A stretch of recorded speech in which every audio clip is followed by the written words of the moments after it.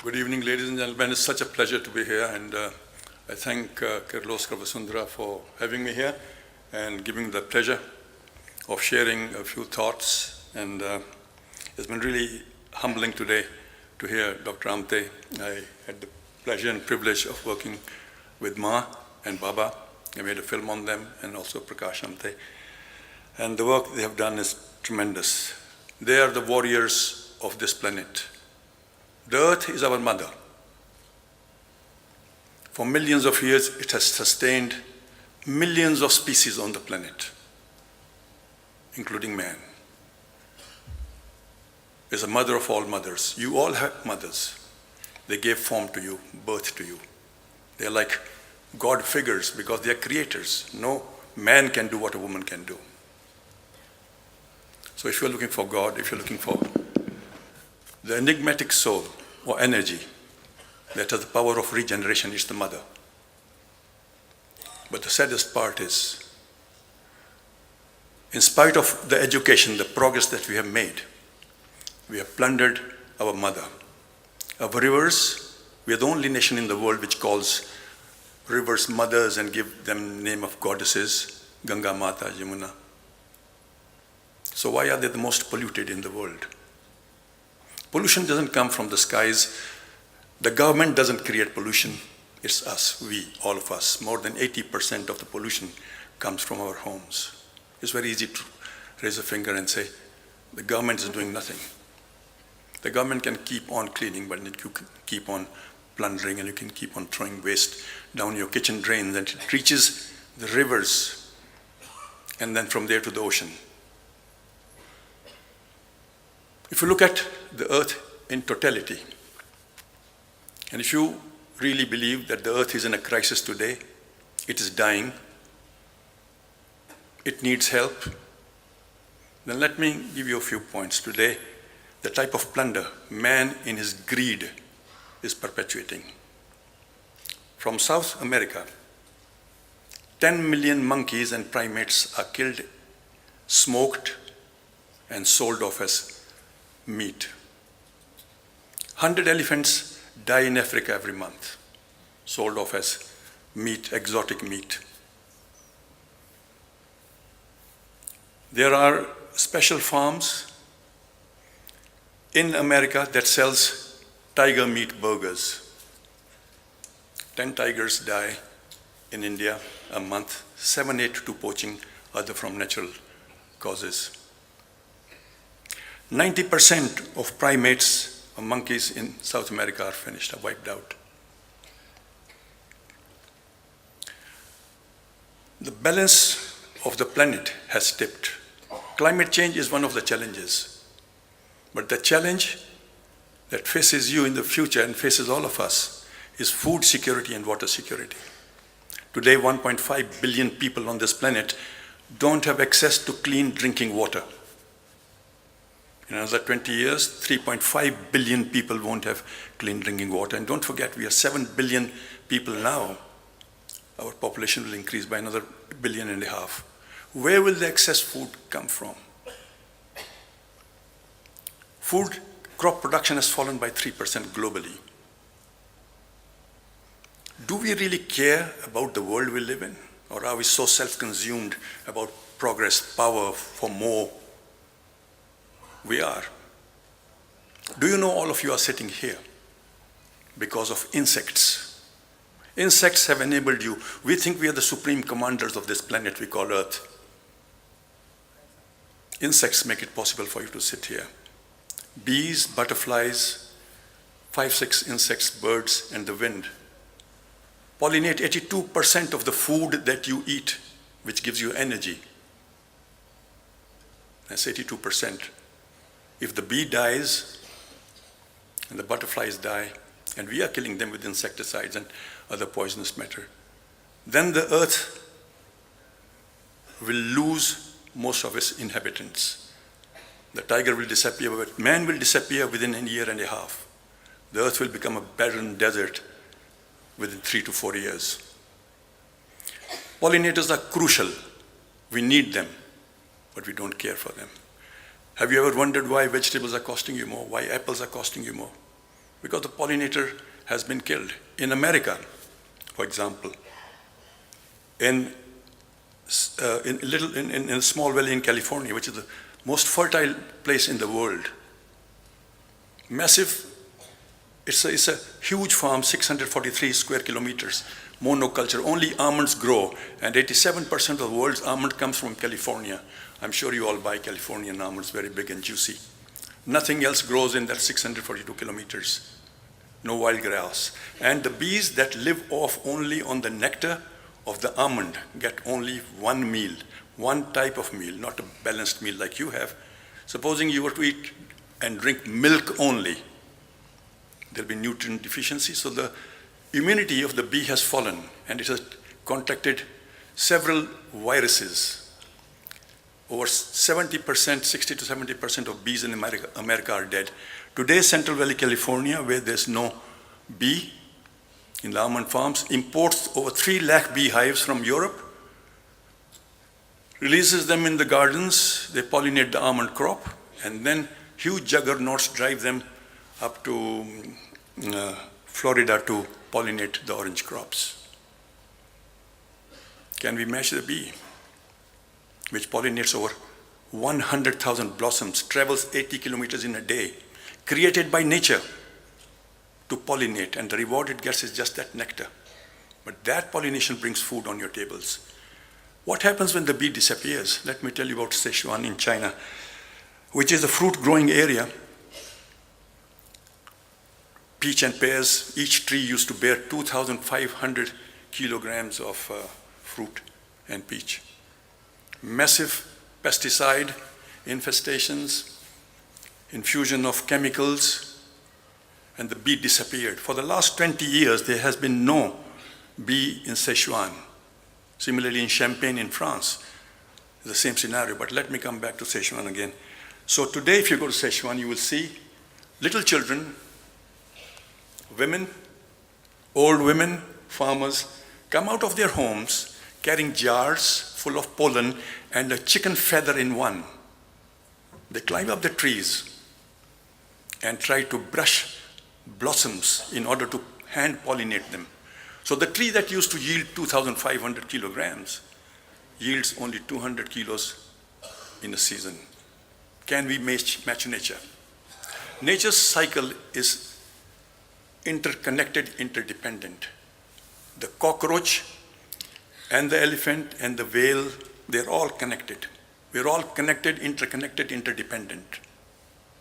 Just reminds me, somebody told me, what is your favorite animal? And I said, the cockroach, today. Today is the favorite, there's a young lady who came and saw me this morning, and she said, oh my God, and she had this expression on her face of disgust, and said the cockroaches are dirty. The cockroach is going to be the savior of this planet. Everyone who eats chicken or fish from Vietnam, let me warn you that you have developed, without knowing, antibiotic resistance, because 34 different antibiotics are used by the chicken farm, chicken producers, and over 32 by the men or the people or the industry that breeds the fish, basa in Vietnam, and it comes here, it goes into your body. And whereas for tuberculosis patient, only 500 mg was good enough, even 1500 mg 3 times a day doesn't work. So more people are dying, and the superbug has emerged. But here's hope. In England, in a university, a Pakistani scientist and an English scientist have isolated the brain cells of a cockroach and the nerve tissue of a cockroach and developed a medicine which is the father of all antibiotics. There are 46 diseases on this planet which cannot be cured by any antibiotics, and these are, you get it, you're in serious trouble. But these findings, and I think the medicine should be available in a couple of years, is being tested. These medicines cure and destroy the viruses and the pathogens and all the issues in the human body without harming the human tissue. So you have to wonder, why does the cockroach come out of that little hole, looking as if he wants to go to a party, doesn't look dirty, spick and span, and walks around. So next time you see a cockroach, it is not just a pest. And this was stumbled on by, the research started again over 200 years or so in a British sanatorium where there were lots of tuberculosis patients, and suddenly one day, one patient had perked up, and the doctor said, "My goodness, you have not spoken to me for 2 or 3 weeks. What happened to you? Did you take which medicine did you take last night or in this morning?" He said, "Nothing, just some tea." So they went into the kitchen and they found in the teapot a dead cockroach. So he made tea with some cockroaches and gave it to all the 60 patients, and they showed immediate some response. And a medicine which is in homeopathy called Blata orientalis was designed after that. And Blata orientalis today is available, is one of the most efficacious medicines against asthma.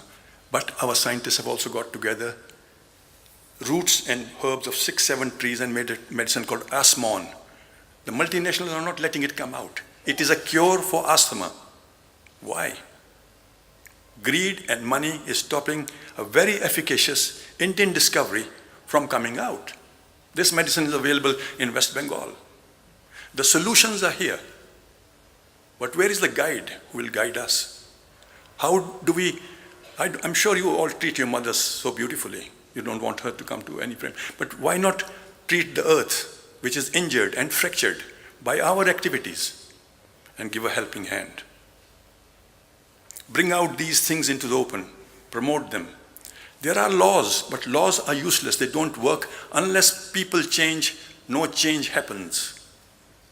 Nothing can happen. And if you say, "Oh, what can I do? I'm too small. I can't make a difference." So one of the films mentioned by Vasundhara, which got an award here, it was honored here at the Kirloskar Vasundhara Festival, is the film on whale sharks. When I went out to make a film on whales, because they were being slaughtered, the whale shark, lots of people told me, "India doesn't have whales, so how can we kill them? Where are whales? We go out in the ocean, nobody talks about them." But unknown to the world, including my BBC and Discovery and Geographic, unknown to my very senior bureaucrats and leaders, the whale shark's largest population is in India. Australia is supposed to have 262. Till my film came, it was the largest population in the world, all satellite tagged. In my film, when nobody listened to me, and I said, "This is the largest fish in the world, the earth needs it because it eats plankton, 2.5 tons at one time, and plankton absorbs the most poisonous gas in the atmosphere, carbon. And once the plankton is eaten, new plankton immediately regenerates. So it's nature's amazing cycle of ensuring oxygen remains in the atmosphere. Oxygen that will make you stay alive, have a vibrant life, have energy." So when nobody listened, and nobody would sponsor this film, and I must salute my wife, who looked at my face looking gloomy and said, "What are you doing? Why are you so glum? The world has not come to an end." And when I mentioned that nobody's funding this film, said, "Here's some jewelry and all that. This is, I'm not a Christmas tree. Go and sell it and just make your film." So, all right. I felt very guilty. And so I, with great reluctance and with a heavy heart, I took it and I got the money. I got shot at by mafia twice, but the film got made. And it was in high monsoon seas that we went out, 30-foot waves, and we brought it out, and I made the film called Shores of Silence, Whale Sharks in India. And at the screening, I was not looking at the film, I was looking at the faces of the bureaucrats and the leaders who had come to see it, World Wildlife and Secretary, Forest, Inspector General Forest and all that. And I saw their jaws hanging open. And the question after the film, they said, "Is this India?" Laws take decades and years, but within 3 months, for the first time in history of India, the film brought legislation, and the whale shark was protected under Wildlife Act 1972.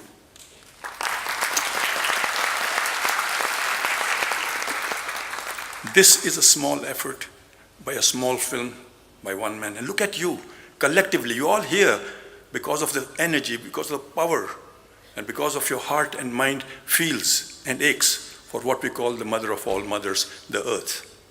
Together, you can change the face of the world. Forget of India. We are the oldest, I call it not one of the, I say we are the oldest civilization on this planet. It's ingrained in our system. We are compassionate people. We're not given to violence.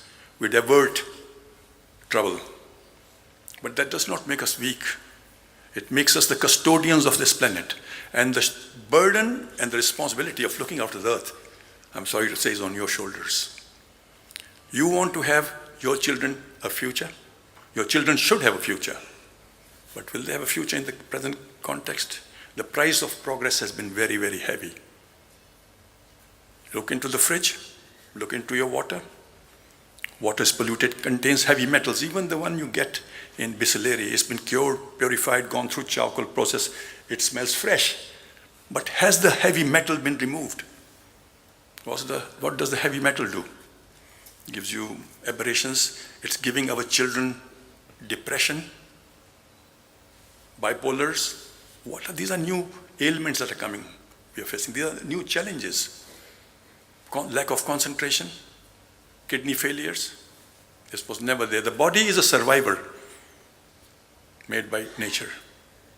But all the foods that we take, all the imbalanced things that we are exposing our bodies to is creating an imbalance in our body, just like it's creating an imbalance on the planet Earth.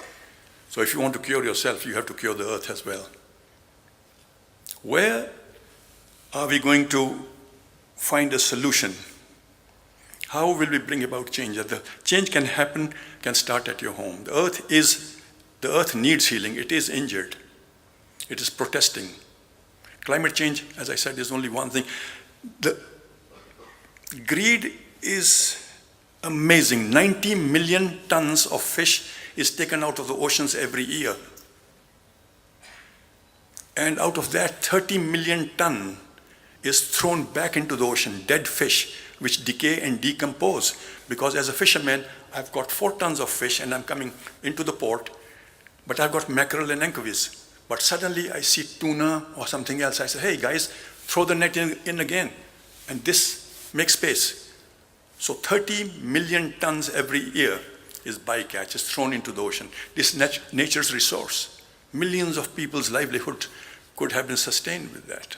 But the man who owns a big trawler will not listen. He just wants more bucks for what he catches.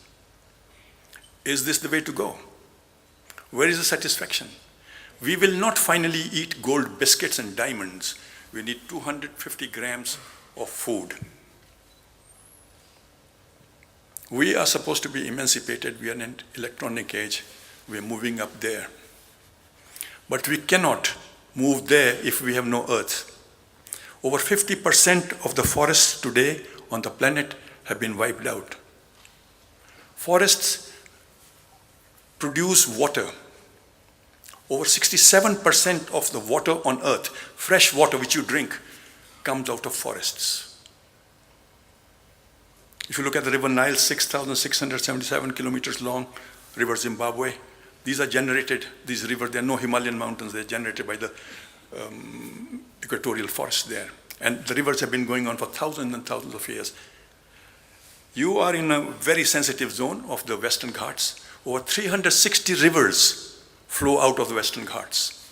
But mining activities, other development activities is impacting them, and the rivers are beginning to dry. The longest, largest waterfall, the Yog Fall, has felt the impact. If the Western Ghats go, the lives of over 360 to 400 million people will be in jeopardy. They will move. Times ahead, I'm very sorry to say, even if we change today and now, are going to be very, very tough. You have to put your lives in order. You have to sustain yourself, think, save for yourself, because by the end of the century, I'm sorry I'm sounding so terrible, it's all about gloom, but the reality is, according to scientists, oceans will rise by 30 feet by the end of the century if we don't stop our activity now. And that means many thousands of years ago, when the ocean first melted, they came into what is Dwarka and Atlantis. They covered the cities, and we moved back. Today, 60% of our population lives around the coastal areas. All those areas will come back. You'll have to retreat back inland. India will shrink. Bangladesh will be wiped out, all the small islands. Where will they go? They won't go into Burma, they'll come into India. So additional people, population is the other angle you have to look at. We have to feed people. It's not about you alone, it's about the country, it's about the species. And in the last 4 decades, we as a species have been the most injurious to the planet. We have injured the planet more than anybody else. What are we? If a tiger will eat only meat, elephant will eat grass and branches. But look at us. We boil the earth and make cars out of it. We cut down trees and make furniture out of them. We pollute the air, either put them in balloons and sell air, which is nature's. And we have the most polluted air in Delhi, where I come from. It is injurious. The air you breathe, WHO has put down a standard of 12 to 14, and then we have 375, and the PMT 2.5 is all lower. Even when the wind is blowing, it is injuring human beings. We need to live healthy lives. Nature has given you the most perfect, most intricate system. Why pollute it? It's just the consumerism that has driven us to this stage. So my request to you is to take a pledge that when you go home, you will make a small effort. I can go on about the plunder forever, but I don't want to sound like a gloom and doom minister here talking to you about how terrible the earth is. The earth is great. If we give it a chance, it'll bounce back. Are you ready to give the earth a chance? If you are ready, no laws will bring it back.